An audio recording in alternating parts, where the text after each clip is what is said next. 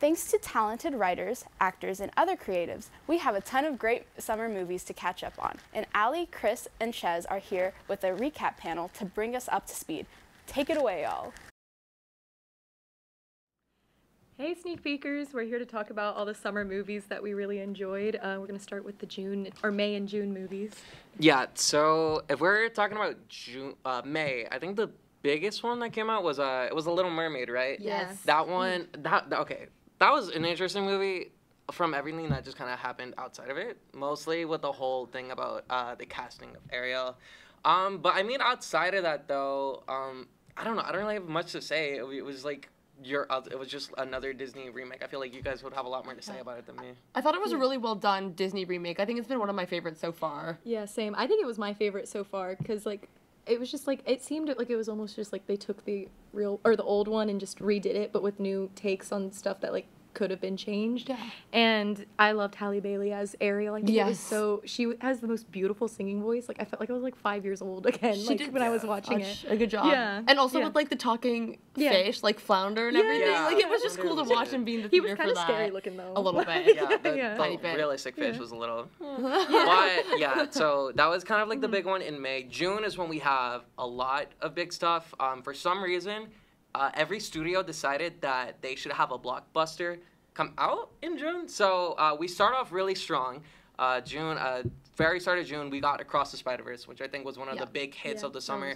That's been my personal favorite and of the summer and then of the year.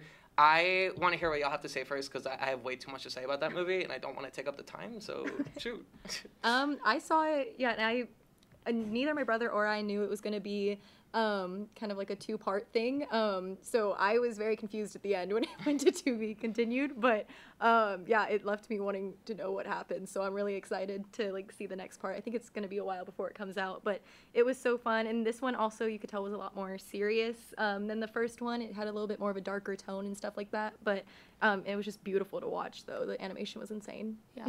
I did not see any movies this June except for one, and this was not it. So back to you, Chris. Okay, my bad. Well, go ahead and speak out my thoughts. Yeah, like I said, Across the Spider-Verse has been my favorite movie of the year so far. I'm just a big sucker for Spider-Man. Anyone that knows me would know that is a very big fact. I just have been in love with the animation style for so long, and it's honestly really insane just how long it took for them to get this movie done, and for them to they supposedly try to get a movie pumped out exactly like that a year later. We're not getting a Beyond until another 5 years or so, but I'm willing to put that weight on. I just got the movie on Blu-ray, and I cannot wait to rewatch it 500 times. But after that, we got Transformers: Rise of the Beasts, which was supposed to be a kind of a soft reboot of the franchise. It was okay. Pete Davidson was in it for some reason, and he was all right. Yeah. Okay. He was a car that could clone himself. That's amazing. So okay. That's all I really need to know. Okay, cool. Then I think one of the more controversial, I don't really know how people would consider it, but The Flash came out the week after that. That movie was all right. Ezra Miller was in it, and they were interesting. I don't know. Only thing I remember about the movie was Sasha Calle as Supergirl. I really hope they keep her in for that next Supergirl movie, but we'll see what happens. One thing that came out in the middle of it that wasn't really as big, but I also think is another big highlight of the summer was Past Lives. That came out in June. That was a really good flick that I just was not expecting. And then I saw it, and then I teared up, and I was like, oh, yeah, that's just how it is. And then I think we end off with, didn't even mention Elemental. That happened. Oh, that was yeah, interesting. that was a movie. I thought it was a cute Disney movie, but I don't know, I wasn't a fan of the plot. And, it was a nice ending. What you expected is how it ended, but I don't know, the plot got a little bit boring a little bit halfway through. I think it had a cute message behind it, but I was a little bored. Yeah. But, It's a one and done type of thing. Yeah, right. And then last thing that came out, I think, in the month of June was Indiana Jones and the Dial of Destiny. That was an okay thing. I feel like I had way too high expectations of it because when I went in and watched it, I was just, I don't know. It really just felt like I really just had no idea why they decided to bring it back, and then they did, and then it came and went. Yeah. I don't know. I was gonna say people didn't really talk. That there was just too many things that came out in June, and only one of them really made decent money off of it. Right. Really was it. And now, so Now we're going to move on to July, and before we get to the very big obvious premieres that happened there, I'm going to talk about one movie because I'm a little upset that I didn't do that well, and that was Mission Impossible 7. That was like the big one that came out like a week before we're going to get to it. But I watched that. I thought it was a fun flick. The train sequence at the very end was pretty fun, and Tom Cruise likes to remind us that he is indeed a psychopath and that tries in every single way to just see how close to the edge he can get. Jumps off a cliff, and it's pretty awesome. But yeah, now we can talk about the big one. We get to talk about Barbenheimer. Or Barbie for now. Let's start with that. There you Clearly go. dressed for We're it. clearly very what we ready came for dressed that. for.